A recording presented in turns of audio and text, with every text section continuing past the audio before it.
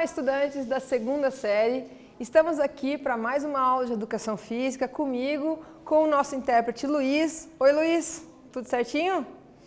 E a gente está aqui para falar um pouquinho mais sobre a orientação. Quais os objetivos dessa nossa aula? É que você consiga reconhecer os tipos de orientação, esquematizar as categorias da orientação pedestre, idealizar uma competição diante da sua realidade. E algumas perguntas com relação à orientação. Você sabe que existem 4 tipos de orientação? Então, como vocês já sabem, a orientação é uma prática corporal de aventura. Dentro dessa prática, a gente tem 4 subdivisões. E você sabe dizer 2 delas? Na orientação pedestre, existem modalidades e categorias? Vocês acham que sim ou que não? Quais são elas, se vocês acham que sim? E você conseguiria esquematizar uma corrida de orientação aí na sua escola? Será que você conseguiria esquematizar isso? Vamos ver isso durante a nossa aula. Então, a orientação, como eu disse agora há pouco, ela é dividida em 4 subdivisões, então 4 tipos. A gente pode falar sobre a orientação pedestre, que é a que a gente está vendo nas nossas aulas, que é essa aqui na imagem, a orientação de bicicleta, a trail orienting, que a gente já vai falar sobre ela, e a ski orienting, que também vamos falar um pouquinho sobre ela no decorrer da aula.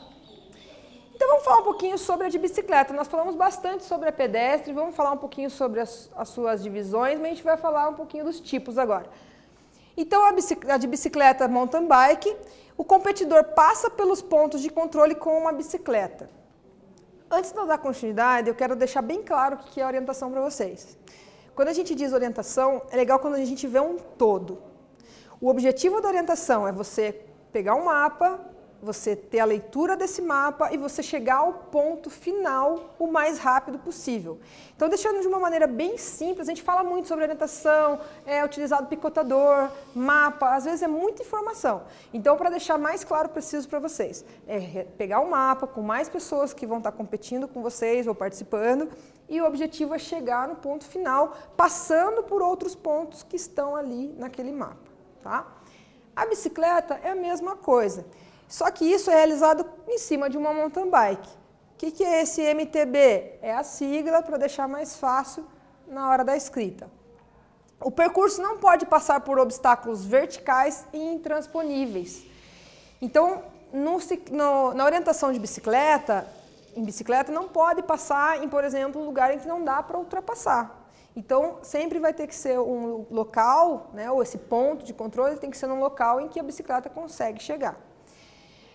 Deve completar o percurso montado, levando ou empurrando a bicicleta. Então, você tem que, de alguma dessas formas, né, ou em cima dela, ou levando, ou empurrando, você tem que completar o percurso. Não pode, né, simplificando, você não pode abandonar a sua bicicleta e terminar, né, como pedestre. O ski orienting é o esporte de inverno de resistência. É a mesma coisa, porém, é em cima de um esqui. E o ambiente também natural. Então, é feito no gelo, claro, porque você está utilizando o esqui. Aqui está a imagem, aqui na primeira imagem, ó, um ponto de controle, aqui no caso 143, ele está chegando ali, marcando que ele está passando por ali, provavelmente com um chip eletrônico. E aqui um garotinho lendo o mapa, ó, o esqui aqui, ó, no pezinho dele, que bonitinho. Então, ele está também ali no ponto de controle, a gente pode ver pela cor ali, laranja e branca. E ele está lendo o mapa. Esse mapa, ele é universal. Os desenhos, eles são o que a gente lê aqui, as pessoas leem no Canadá, elas leem em outros lugares também do mundo, é igual, tá? O trail orienting não é especificamente para o deficiente, mas o deficiente pode participar. Explico. A orientação, a gente chama também de orientação de precisão. Como que funciona? É uma trilha já montada, ela já é feita. E você chega num ponto específico, você olha o mapa e chega naquele ponto. E você vai observar e através dos dados que estão ali, você vai tentar ser preciso em qual ponto de controle, ou qual é o local exato, o da direita, o da esquerda. Então, você vai colocar e anotar no seu mapa. No final, você entrega esse mapa. Quem acertou mais é o que vai ser o vencedor. Não é o que chega primeiro, é quem acertar mais, for mais preciso na leitura desses mapas. Por isso, as pessoas que são cadeirantes, no caso, elas conseguem participar com ajuda. Por quê? A ideia não é chegar antes, é que ela consiga ser o mais preciso possível. Então, muitos cadeirantes gostam desse tipo de orientação, porque pode participar de maneira igual, né? E todo mundo ali pode ser um cadeirante ou não cadeirante. O objetivo é a precisão e não a velocidade, como eu já tinha dito, e escolher qual é o ponto de controle, a decisão. Então, como eu expliquei, você vai chegar ali, vai olhar vários pontos de controle e vai decidir qual que é aquele que ele está querendo ali no mapa. Então, com a sua precisão, você vai tentar acertar. Quem acertar mais, vence a prova. E a gente chega no nosso primeiro exercício. Com base no que você aprendeu sobre orientação, no que a gente já viu sobre orientação, diga o nome e a função de cada objeto aqui. Então, aqui, ó, nesses objetos, a gente tem 1, 2, 3, 4 objetos. Vocês vão escrever o nome deles da forma que vocês preferirem. Não precisa ser exatamente igual, mas o nome deles e qual que é a função desse objeto com as suas palavras. Nós já voltamos.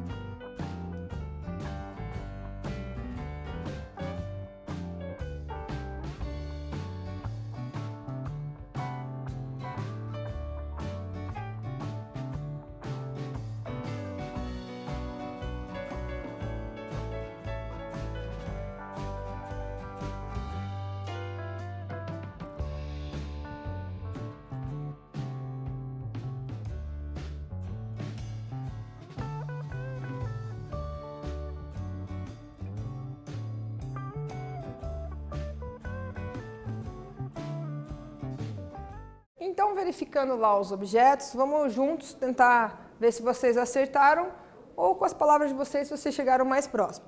Então, aqui, o primeiro objeto é uma bússola, né, que vai, ela, como a gente viu, ela sempre aponta para o norte, para você tentar se localizar durante a prova. Na orientação, é uma bússola que a gente encaixa no dedo, assim que você coloca certinho ali no mapa, para verificar de uma maneira mais rápida o local que você tem que ir. Aqui o SI Card, que é esse objeto que sempre está no ponto de controle, em que eu vou, geralmente eles colocam no dedo já, com um velcro ali, então você vai ali, só encosta, ele já vai fazer a leitura, né, de que você passou por aquele ponto de controle. Então, na orientação, você tem que passar pelos pontos de controle, na orientação pedestre, e bicicleta e o esqui, tá? Só o trail que não usa.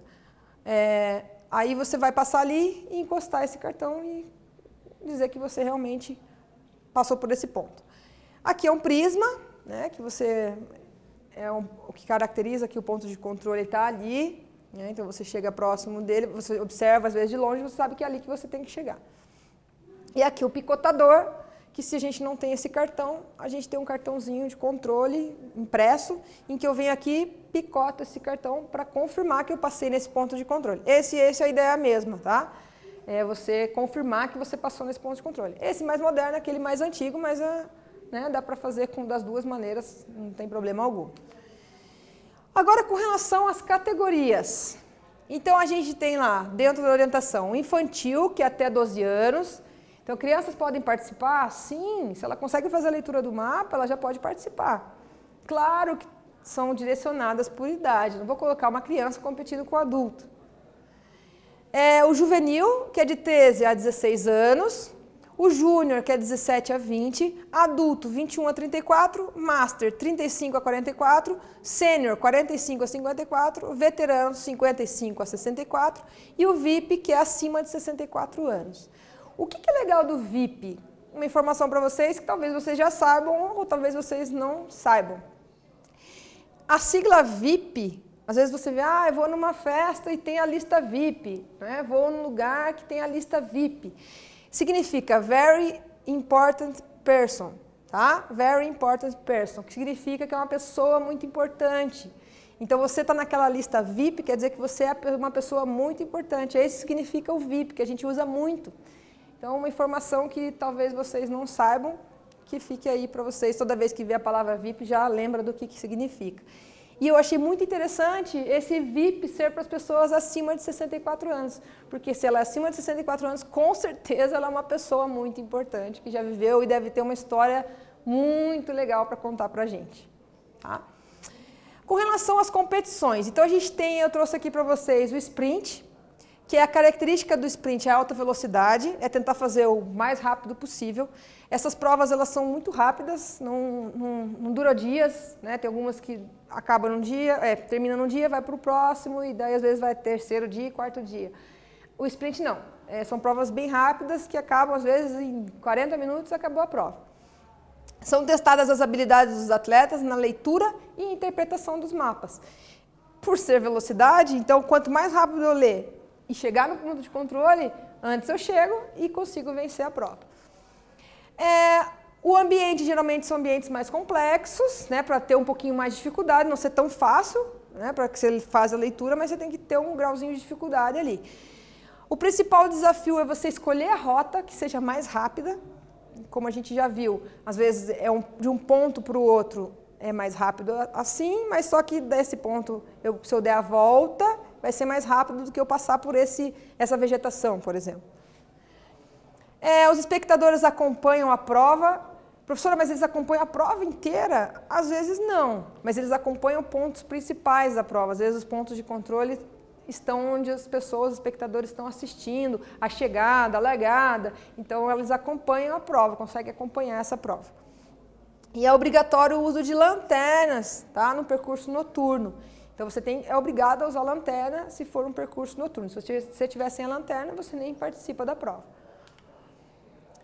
Aí, falando um pouquinho sobre aquela precisão, tá? A orientação de precisão, que é o trail. É o percurso de orientação de precisão em trilha. O atleta não pode abandonar a trilha, a calçada, o arruamento ou o balizamento. Olha só. Então, pode ser na calçada, ou numa trilha, ou no arruamento, né, nas ruas, ou em balizamentos. Então, como eu disse, é feito um percurso já. Então, o percurso ele já é montado. Você não pode sair desse percurso. Por quê? Porque, às vezes, o ponto de controle está lá longe. Você tem que ter a precisão ali na hora de verificar no mapa. Se você entrar e você chegar mais próximo, você vai ter talvez ser mais preciso e você está se favorecendo de uma coisa que não pode. Tá? Então, você tem que sempre andar dentro dos limites da trilha ou daquele espaço estabelecido. Os participantes têm direito à assistência de um ou mais ajudantes. Então, se é uma pessoa cadeirante, ela tem o direito a uma pessoa para auxiliar, ou duas. A pessoa que está auxiliando não pode ler o mapa, não pode falar, olha, ela é ali. Isso não pode. Então, é uma prática também de muito respeito com os participantes. Os ajudantes não podem auxiliar na resolução, que a professora acabou de dizer, né? E também no controle de tempo, também não podem ficar falando ali, controlando o tempo de quem está realizando a prova. E a gente chega no nosso segundo exercício. Qual tipo de orientação você mais se identifica? A gente conheceu 4 tipos de orientação aqui. Qual que você mais se identifica? Qual que você gostaria de participar? Né? Você gostaria de participar de uma prova diurna ou noturna? E por quê? Então você vai escolher uma dessas e vai dizer se você queria participar dela durante o dia ou no período da noite. Já voltamos.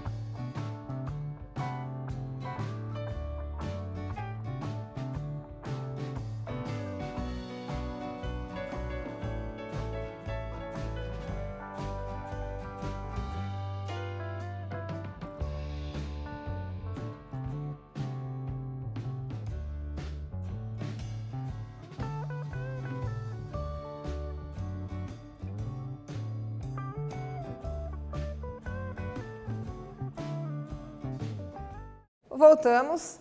Então, essa resposta é uma escolha sua. É o que você gostaria, qual período. Tem gente que gostaria de participar à noite, porque seria mais interessante, por conta dos animais que poderiam estar no percurso, ou alguns não, por conta do medo desses animais, ou medo do que pode acontecer. Então, cada um tem a sua característica e era você colocar ali o que você prefere, a questão de preferência mesmo. Agora, algumas curiosidades da orientação. Ela utiliza a natureza como cenário, como uma prática corporal de aventura. Então, reforçando isso, é a utilização da natureza como um cenário. E a natureza ela oferece cenários lindíssimos e belíssimos para que a gente possa praticar. Quem participa precisa buscar a concentração e o raciocínio. Então, é uma prática em que você tem que estar sempre concentrado, porque às vezes uma leitura que você faça diferente ali, na hora que você chega no local, não é aquele lugar que você tinha que estar, e tem que voltar tudo de novo. Então, precisa de muita concentração e raciocínio para praticar. Os benefícios é que você tem mais autonomia e segurança, então você vai ter mais autonomia para tentar conseguir as coisas sozinho, vou tentar fazer por aqui porque eu acho que vai ser melhor. Então, isso é a sua autonomia, é você decidir. E também na questão da segurança, você vai ser mais seguro para tentar fazer as coisas, ainda mais quando a gente consegue. Quando a gente acerta, a gente se sente muito mais seguro para tentar cada vez mais. Com relação ao meio ambiente, né, a orientação e o meio ambiente, os participantes não podem depositar lixo na mata nativa, isso é bem óbvio. Na verdade, não só os participantes da orientação, mas todas as pessoas não deveriam depositar lixo na mata nativa. Os participantes não podem realizar queimadas e a regra é preservação do meio ambiente. Então, eles têm que sempre estar preservando o meio ambiente para que todas as vezes que eles precisem efetuar a orientação ali, uma corrida, seja pedestre ou bicicleta, enfim, aquele cenário esteja sempre bonito, belo, para que a gente retorne. Último exercício, exercício número 3. Utilizando as informações e aprendizado que vocês adquiriram sobre orientação, nós vimos várias coisas sobre orientação. Eu quero que vocês organizem uma corrida de orientação noturna nas redondezas da sua escola. Por que noturna? Porque às vezes o aluno você estuda de manhã, vocês têm uma visão. Quem estuda à noite tem uma outra visão. Às vezes, o poste está quebrado, é dentro da sua realidade. Tem um pedaço aqui que é muito escuro, acho que aqui não dá para colocar um ponto de controle. Então, escolha aí uns 5 pontos de controle, fica a critério de vocês, organizem uma corrida de orientação que utilize as redondezas da sua escola. Pode utilizar a escola também? Claro que pode, a criatividade fica por conta de vocês. Vamos lá?